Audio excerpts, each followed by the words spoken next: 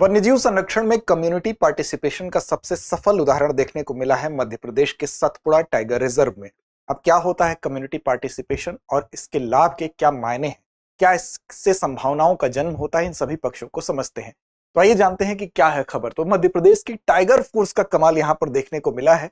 क्या है, सबसे पहले इसको जानते हैं। तो दरअसल हुआ यह है कि जो सतपुड़ा टाइगर रिजर्व है, यहाँ पर एमपी की पहली टीपीएफ का मतलब क्या हुआ, टाइगर प्रोटेक्शन फोर्स, यानी कि एक ऐसी फोर्स बनाई गई थी, एक ऐसा हम कह सकते हैं कि एक पर्यावरण संरक्षण की दिशा में प्रयास किया गया था कि वो प्रयास अब फलीभूत हुआ है, उस प्रयास से सफलता मिली है। और इसी टाइगर प्रोटेक्शन फोर्स की वजह से जो सतपुड़ा टाइगर रिजर्व है, वहां पर बाघों की जो संख्या है, वो बाघों की संख्या बढ़ने लगी है। और इसके सुखद परिणाम से आने वाले समय में इस टाइगर प्रोटेक्शन फोर्स का अर्थात टीपीएफ का और विस्तार होने की संभावना बताई जा रही है। दरअसल 6 माह पहले की स्थिति यह थी कि 6 महीने पहले इस टीपीएफ का गठन किया गया था और सतपुड़ा क्षेत्र में ही यह गठित की गई थी।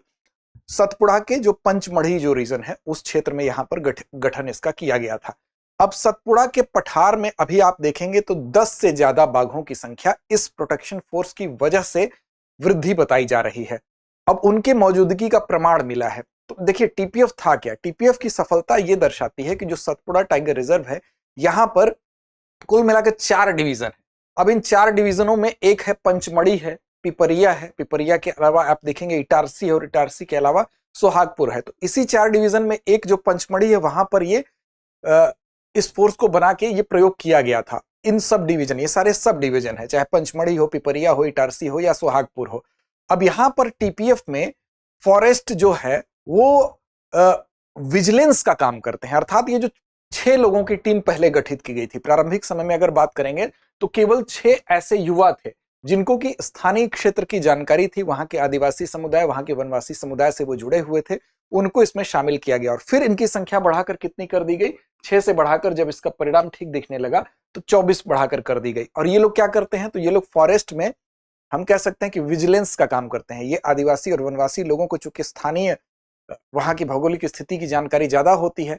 अब ये 25 किलोमीटर का जो रेंज है, उस 25 किलोमीटर के रेंज में ये पेट्रोलिंग का काम करते हैं, साथ साथ ये वहां पर निगरानी का काम करते हैं, देखते हैं कि वहां पर पोचिंग अर्थात जो अवैध गतिविधियां, अवैध शिकार जो होते हैं वो तो नहीं हो रहे हैं, या अन्य जो अपराध होते हैं उस पर भी नजर रखने का ये काम करते हैं। अब इसके इस टीम के गठन का परिणाम काफी सुखद दिखा। इससे संदिग्ध गतिविधियों पर रोक लगी, या हम कह सकते हैं कि जो संवेदनशील क्षेत्र थे, उन संवेदनशील क्षेत्रों में जो स्ट्रेटेजिक पेट्रोलिंग ये बनाई गई इस छोटी छोटी टीम के माध्यम से, जो पहले 6 लोग थे फिर 24 लोग हो गए, और ये लोगों के माध्यम से यहां पर इन गतिविधियों पर रोक लगी और उसका परिणाम यह देखने को मिला है कि बाघों की संख्या बढ़ी है। तो यही कुल मिला के खबर है। तो इसमें यह है कि एक प्रामाणिक सफलता इसकी दिखाई देती है कि सतपुड़ा में बाघों की जो संख्या बढ़ी है, उस बाघों की संख्या पहले 2022 में जो 55 से के आसपास थी, 50-55 थी, वर्तमान में ये बताया जा रहा है कि ये 75 से 90 के पास पहुंची है। अब इस संख्या में जो बढ़ोतरी, लगभग 50% की जो बढ़ोतरी है, उसमें टीपीएफ का रोल बताया जा रहा है कि इसके बाद अब संदिग्ध गतिविधियों में भी काफी कमी आई है और इनकी संख्या बढ़ रही है। तो न सिर्फ ये इस रीजन के लिए, पूरे सतपुड़ा टाइगर रिजर्व के लिए, बल्कि एमपी के अन्य जगहों के लिए और देश के भी अन्य जो टाइगर रिजर्व है उनके लिए भी एक सफल मॉडल के तौर पर इसको देखा जा सकता है। अब विस्तार की रूपरेखा में अगर आप देखेंगे तो शुरू में आप 6 से 24 सदस्यों की एक पायलट टीम गठित की गई, मतलब प्रयोग के तौर पर मध्य प्रदेश में गठित किया गया, और 4 सब डिवीजन जिसमें कि पंचमढ़ी, पिपरिया, इटारसी और सोहागपुर में है। यहां पर कार्यप्रणाली में, इस कार्यप्रणाली को हम कह सकते हैं कि इंप्लीमेंट करने के बाद ये सुखद परिणाम दिखाई देने लगा है। तो अब एक राज्यव्यापी मॉडल के तौर पर इसको अपनाया जा सकता है, यानी कि पूरे राज्य में इसको अपनाया जा सकता है। अब शुरुआत जरूर पंचमढ़ी से हुई है, 6 महीने पहले ही हुई है, 6 महीने पहले ही पंचमढ़ी से गठन हुई, लेकिन 6 स्थानीय आदिवासी युवाओं की जो टीम है अपने स्थानीय नॉलेज का उसने प्रयोग किया, और साथ साथ इनको स्थिति यह है कि इनको ट्रेंड भी किया गया, और ट्रेनिंग का ही परिणाम है कि ये बाघों की संख्या में 10 के आसपास की वृद्धि दिखाई दे रही है। अब इस ट्रेनिंग में क्या क्या था, तो ये जो लोग हैं, वन ग्राम के युवा जो हैं, ये क्या करते हैं, ये लोग जंगल के चप्पे चप्पे की इनको प्राकृतिक समझ होती है। अब ऐसे लोगों को जिनको जंगल के चप्पे चप्पे की प्राकृतिक समझ है, अगर वायरलेस संचार प्रणाली की ट्रेनिंग दे दी जाए, अगर इनको तकनीकी उपकरणों की ट्रेनिंग दे दी जाए, अगर इनको विशेष स्पेशल ट्रेनिंग दे दी जाए, तो इन सारी चीजों में अब इनके ये जो स्थानीय नॉलेज है इसका लाभ उठाया जा सकता है। तो वायरलेस संचार यानी कि रियल टाइम नेटवर्क और तकनीकी उपकरण की जानकारी इनको देके और विशेष प्रशिक्षण अभी हाल ही में 24 जुलाई 2026 को मटकुली में दिया गया। तो इसमें यह है कि ये लोग और ज्यादा स्किल्ड हो जाएंगे, तो इस व्यवस्था को और बेहतर तरीके से इंप्लीमेंट किया जा सकता है और यह कहा जा सकता है कि वन्य जीव संरक्षण क्षमता और ज्यादा डेवलप हो सकती है और ज्यादा बढ़ सकती है। अब इसका लाभ देखिए, कई तरीके का लाभ है। लाभ इससे क्या क्या लाभ हुआ है? अब एक देखिए, बाहरी जो खतरे होते थे, जहां पर कि अमूमन पेट्रोलिंग के अभाव में ही इस तरह की गतिविधियां होती थी, संवेदनशील जो क्षेत्र थे जहां पर डिप्लॉयमेंट ज्यादा होता था, अब ऐसी जगह पर क्या होता था, ऐसी जगहों पर निगरानी के अभाव में, हम कह सकते हैं कि जो देख रेख की न होने के अभाव में ही ये सारी चीजें हो पाती थी। क्योंकि अगर बाहर का कोई मान लीजिए वन रक्षक है, जो बाहर का व्यक्ति है, उसको उतनी नॉलेज नहीं है, लेकिन जो जिसको वहां के चप्पे चप्पे की जानकारी है, अगर उसको सिस्टम उस मैकेनिज्म का हिस्सा बना लिया जाता है तो ये चीज और कारगर साबित हो जाती है। तो बाहरी खतरे, शिकारी और वन अपराधी पर नजर बेहतर हुई और स्थानीय युवाओं की टीम ने दूरस्थ और कठिन क्षेत्रों में भी जाके पारंपरिक निगरानी करना जहां मुश्किल था, वहां पर भी अब निगरानी को अपने दायरे में ले लिया। तो हम कह सकते हैं कि सुरक्षित वन्य जीव हो गए, यानी कि बाघ और अन्य जानवर भी उनकी सुरक्षित आवाजाही सुनिश्चित हो पाई। ठीक, अब इससे बाघों की संख्या बढ़ने से हम ये कह सकते हैं कि इस बात का संकेत होता है कि बाघों की संख्या बढ़ रही है। इसका मतलब बाघों का जो चारा होता है, जिन बाघ जिन पर निर्भर होते हैं, उन जानवरों की संख्या भी बढ़ती है, तभी इनकी भी संख्या बढ़ती है। तो इसका मतलब ये एक सुखद संदेश ये यहां से दिखाई दे रहा है। इस मॉडल की सफलता के तौर पर इसको देखा जा सकता है। अब देखिए, अगर यहां पर आप देखेंगे तो इसका लाभ आपको किस तरीके से दिखाई देगा? लाभ दिखाई देगा, एक तो दूरस्थ क्षेत्र जो है वहां पर संदिग्ध गतिविधियां समाप्त हुई हैं, और दूसरा लाभ यह है कि जो सतपुड़ा टाइगर रिजर्व है, वहां पर 2022 से लेकर 2000 अभी वर्तमान स्थिति में जो बाघों की संख्या बढ़ी है वो भी है।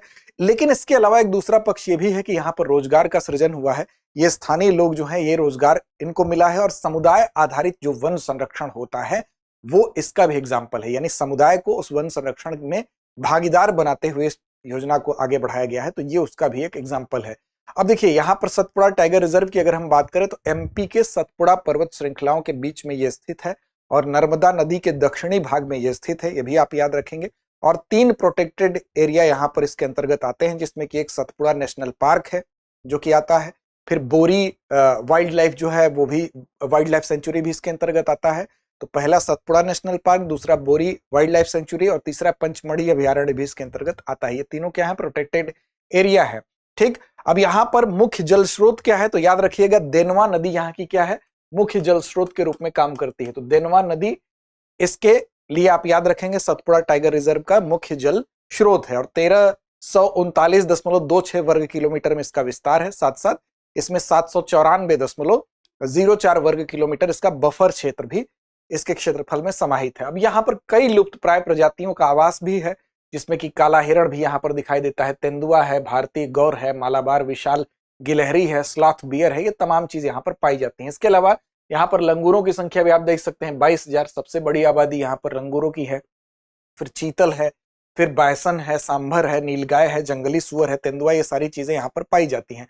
कुल मिलाकर 300 प्लस पक्षियों की प्रजातियां भी यहाँ पर पाई जाती हैं, और यहाँ पर 52 स्तनधारी और साथ साथ 31 सरीसृप भी पाए जाते हैं। तो इस तरह से आप देख सकते हैं कि इसमें अगर देखेंगे 300 प्लस पक्षी प्रजातियों में 14 लुप्तप्राय प्रजातियां भी शामिल हैं। तो कुल मिलाकर जैव विविधता के लिए हम कह सकते हैं कि ये बहुत इंपॉर्टेंट जगह है, और यहाँ पर बाघों की संख्या बढ़ना इसका मतलब कि जैव विविधता के लिए एक सुखद संकेत के रूप में जाना जाता है, क्योंकि बाघ और उनकी संख्या इस तरह के जानवरों की वहीं पर बढ़ेगी जब किसी भी जीव की संख्या कहीं पर तभी बढ़ती है जब वो सर्वाइव जिन चीजों पर करता है उसकी संख्या भी बेहतर होती है। तो बाघों की संख्या बढ़ना यह बता रहा है कि बाघ जिन पर डिपेंड है, जो उनका भोजन है, उनकी भी संख्या बढ़ रही। तो जैव विविधता के लिहाज से ये जो पहल थी, ये जो पायलट हम कह सकते हैं प्रोजेक्ट के तौर पर इसको यहाँ पर शुरू किया गया था, तो एमपी का पहला टीपीएफ था, टाइगर प्रोटेक्शन फोर्स था। अब वो सफल घोषित हुआ है बाघों की संख्या बढ़ने से। तो हो सकता है कि एमपी के अन्य जो टाइगर रिजर्व हैं वहां पर भी